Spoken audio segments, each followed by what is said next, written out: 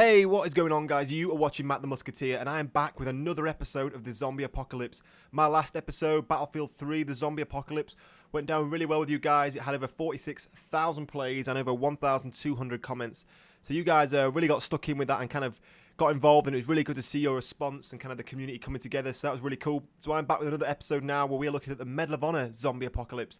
Now, this time, I'm going to be doing this a little bit differently. Obviously, in Battlefield 3, I asked you guys what 5 things you would take into a zombie apocalypse. But this time, we're playing it a little bit differently, and we're running it with the system that Medal of Honor runs with. So my question to you guys today is, which soldier format would you run with? And also, who would you take as your fire team partner? In the comment section below, I want you guys to tell me which soldier you would use, and also what specialization, what main weapon, what secondary weapon, and also what fire team partner you would take with you. Now, to start with, I have been referring to Max Brooks' Zombie Survival Guide, which is the Bible of all zombie survival guides. So I want to run past you guys which equipment, personnel, and weaponry that I would take.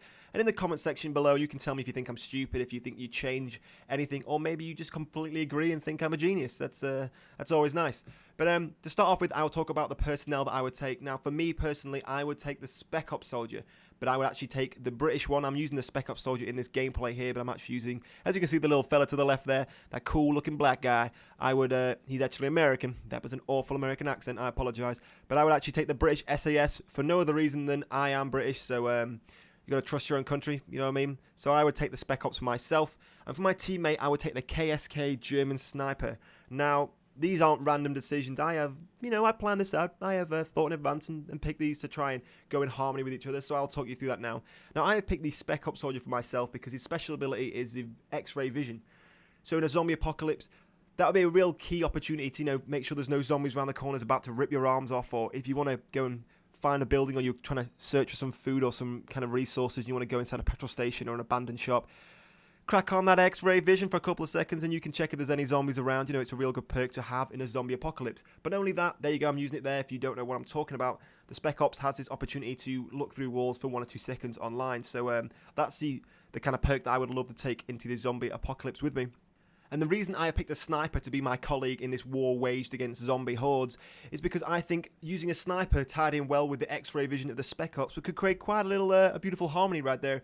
If you're using the Spec Ops vision, you could see enemy zombies through walls and through different areas. You could get your sniper buddy from a high position to ping off those zombies quite successfully there. But not only that, the sniper comes with a claymore setup, kind of a wired trigger bomb, which would be pretty useful if you were camping out for the night somewhere and you need to kind of set up a base and set up safety. Your sniper friend could set up some claymores and trip mines all over the place, kind of as an early warning system if the zombies are coming, but also to protect yourself and make you sleep a little easier at night.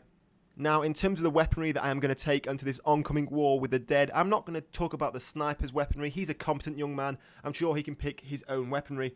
But for myself, my main assault rifle or main piece of kit that I would take would be the DD Mark 18 assault rifle. And the reason I would take this is because it's quite compact and light, and reading from the information on Battlelog, it's also very, very good in different environments. It doesn't struggle in all different environments. Obviously, if you're in a zombie apocalypse, you could be out in the jungle for weeks on end. You could be in the rain. You could be in the mud. You could be in the snow.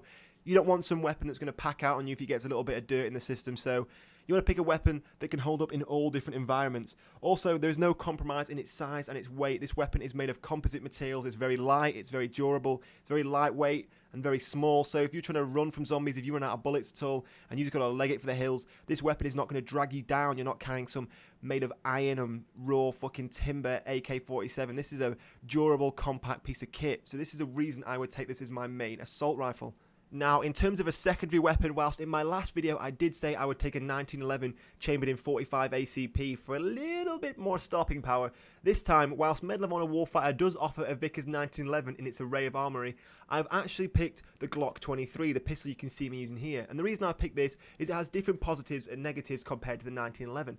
And the reason I've used it also to go with the theme of my assault rifle, I'm picking kind of state-of-the-art composite weapons that are light and durable and very compact. So that's the reason I went for this weapon. Now, whilst it's very small, it still actually chambers 13 rounds, plus 1 in the chamber. So for a small pistol, it still packs quite a punch in terms of round capacity.